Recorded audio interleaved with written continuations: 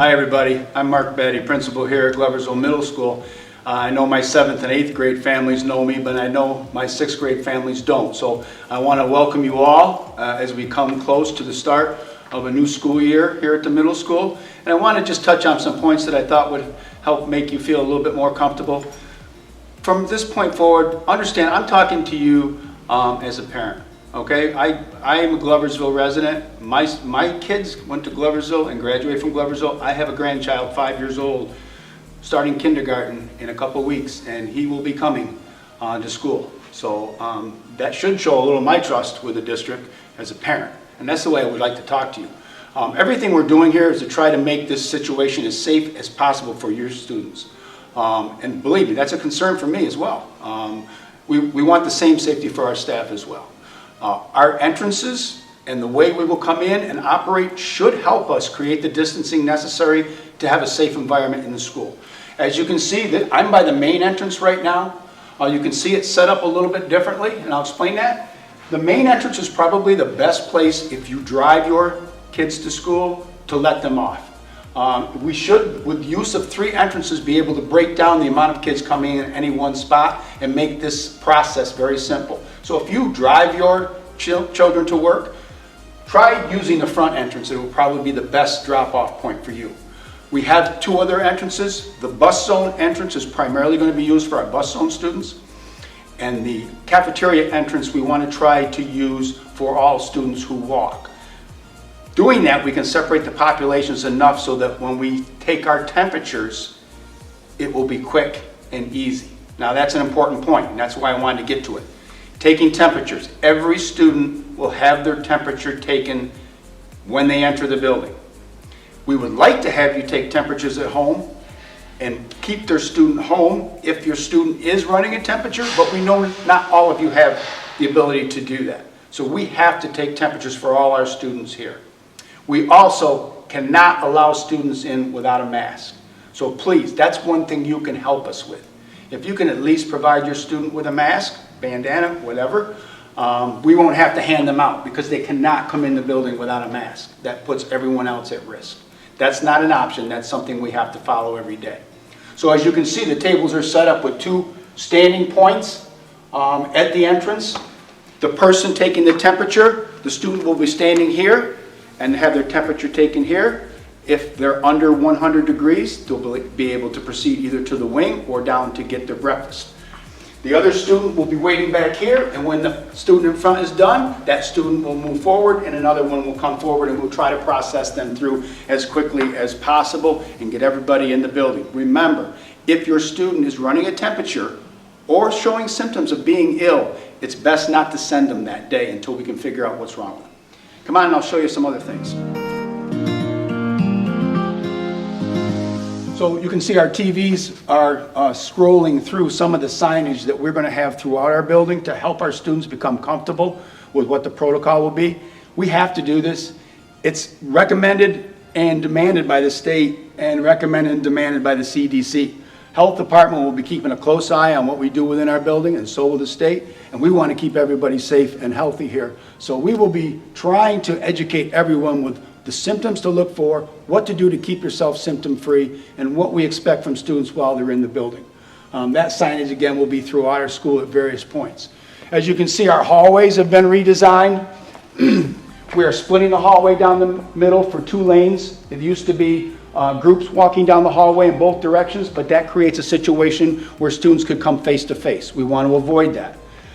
So we're creating one-way lanes. So if you're on this side of the hallway, you want to stay close to the wall in single file when you're proceeding down the hallway. Same thing if you're coming this way, you want to stay close to the wall and stay single file.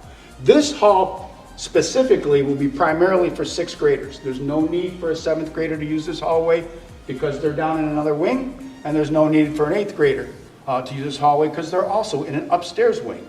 So we have some separation already within our wings, but I'll show you the further separation that we're going to have. Come on. So as you can see, we're in one of the classrooms. As you look around, you'll see that the desks are separated. We have used a study, and it's a room capacity study that was created and offered to us by SED, by another school district. What it does is it takes your room square footage and tells you the maximum amount of students you can have in that room given the square footage and given 6-foot spacing. Thankfully, all our rooms can handle up to 16 students and still have 6 foot of spacing. Fortunately, we don't anticipate having that many, so we'll be well within those parameters. We are set at a capacity of 12 students. I anticipate we could have probably closer to 10, but as you can see, the desks are spaced more than 6 feet apart. And what that allows is for your student to come in the room, sit down, and be able to lower their mask. Because if we can create social distancing, we can allow students and staff to lower their masks, because it's difficult to wear a mask all day. I know that, I've tried it. I've got a 5-year-old grandchild that's trying to practice. He's having difficulty with it, so I get it.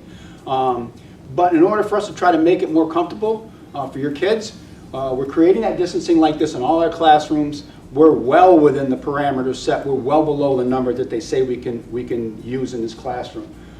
So that'll allow us for the distancing piece. We'll also have disinfectant materials in here, so when a student comes in the room, they'll be able to wash their hands. When they leave the room, they'll be able to wash their hands. We have materials for cleaning off the desks.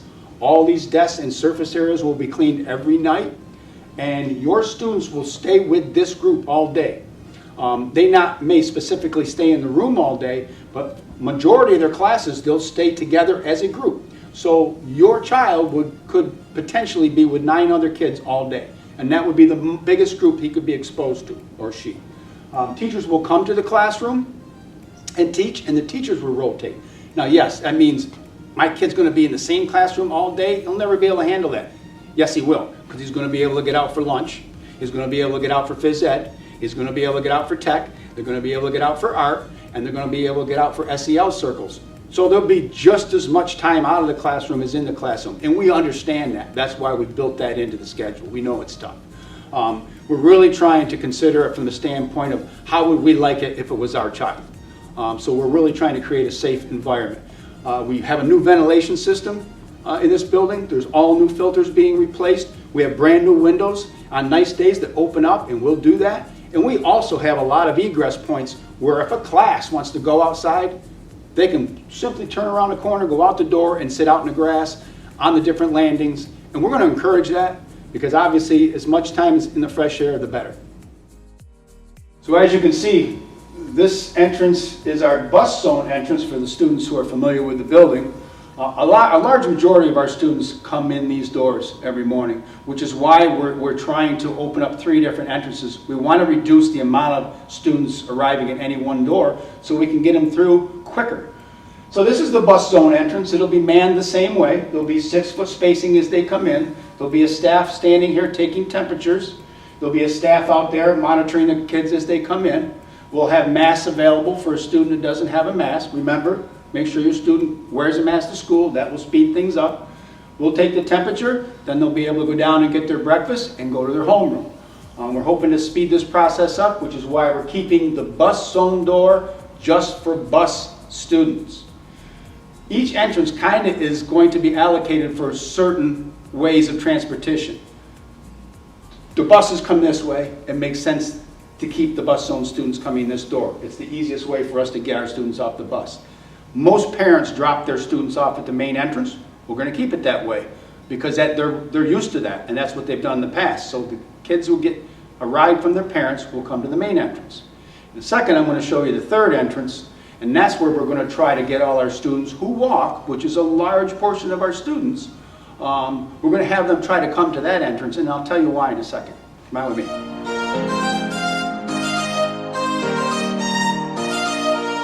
So if you're still with me, and I hope you are, this is the third entrance. This is the back of the cafeteria. A lot of you are familiar with this because this is where we did our Chromebook distribution. So probably most students and families are aware. The 6th grade families would not be aware of this. But this is where we would like most of our students who walk to come in this door. And I'll tell you why. First of all, it breaks our groups down to manageable groups because again, they're going to have to be spaced. They're going to have their temperature taken, and it slows the process if they're all coming through one door. Okay, so we're going to try to speed that process up by having 3 entrances. Now, One more thing while I'm talking about this, our arrival time is 7:30 in the morning. That's what time the building opens. I do not have much of anyone here before that, so please don't come early. If you can space out your arrival time, it will help us speed the process of getting people out. If you come early, you're going to have to wait.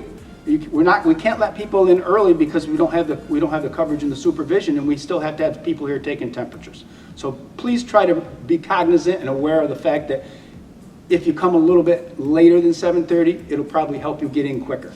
Now, as you can see, we have a big cafeteria with high ceilings, and that's a good thing because that allows for nice airflow. It doesn't keep us compact in a small area, but allows for good airflow. Add that to the fact that we have a brand new heating and ventilation system, and then all the filters are being upgraded to a higher level to deal with the COVID type of germs that are in the air. That's going to be helpful as well. But you can see we have much more than 6 feet of distance between our tables. Beyond that, we're also going to limit the amount of students that can sit at each table. The thought is, as I said in the classroom, we're aware that your student is going to be in a classroom for a number of hours during the day. The more time we can get them out to give them some downtime and have them be comfortable, the better. If we see 4 students at a table, we can create the distancing we need at the table, which will allow your student to take the mask down, eat their lunch, and be able to share ideas and talk with their friends. As you can see, the tables are well spaced. The seats will be designated so the students will know which ones they can use. And this will allow us to get the kids down here for lunch. The groups will be smaller. We'll still do it by grade level. We'll still make that opportunity to try to keep students separate. When they go up to the lunch line, there'll be spacing marks on the ground. The door behind me that I came in here, this will be the entranceway. The door over here will be the exit. Again, you don't want students coming in and facing each other, one coming in, one coming out. So by creating an entrance and a separate exit, we keep that flow going and we reduce the bottlenecks and the jams that cause students to become too close. Anytime we have worry or concern about us being able to guarantee social distancing, we're going to have to wear masks. And we want to try to reduce that. We'll have to wear them during travel in the building because we can't guarantee it. But once they get to all these spots are all going to be set up to create a social distancing atmosphere so they can take their masks off and be comfortable. I hope this explains stuff. If you're still here listening, thank you. I hope this explains some of the main things that are going on, mainly with the start times and the different entrances. But if you have questions, email me, call the main office. I'll do my best to answer any questions that you have. I want you to start the year comfortable. We want your student to start the year comfortable and be with his friends here because we think that's the best place for him. Thanks again.